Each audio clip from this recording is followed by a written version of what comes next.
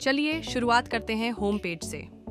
यहाँ आपको complete house section मिलेगा, जहाँ प्रोफेशनल कॉन्ट्रैक्टर्स ने अपने प्रोजेक्ट्स लिस्ट किए हैं ताकि कस्टमर्स उन्हें देख सकें। अगर आप भी अपना काम यहाँ दिखाना चाहते हैं तो सबसे पहले आपको एक नया प्रोजेक्ट बनाना होगा। इसके लिए दाएं तरफ के मेन्यू से प्रोजेक्ट्स/पोर्टफोलियो पर क्लिक करें। यहीं से आपकी प्रोजेक्ट जर्नी शुरू होगी। यहाँ से ऐड न्यू प्रोजेक्ट पर क्लिक करें।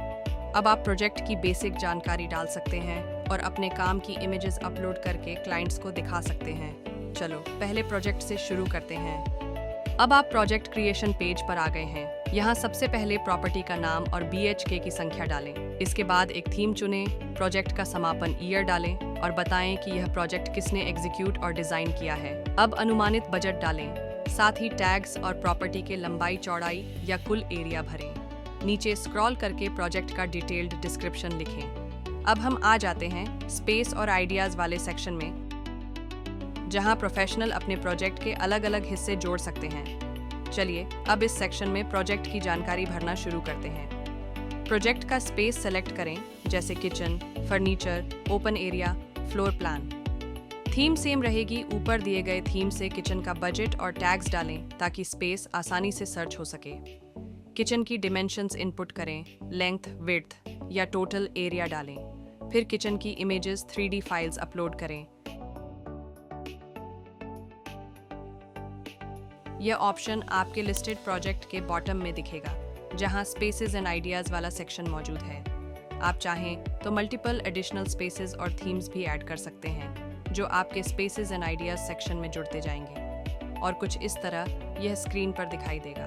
अब तक हमने 2 सेक्शन देखे, एडिशनल इंफॉर्मेशन और स्पेस एंड आइडियाज। अब आते हैं फ्लोर और रेंडरिंग इमेज सेक्शन पर। यहाँ आप अपना 3D फ्लोर प्लान और उसकी रेंडरिंग इमेज अपलोड कर सकते हैं।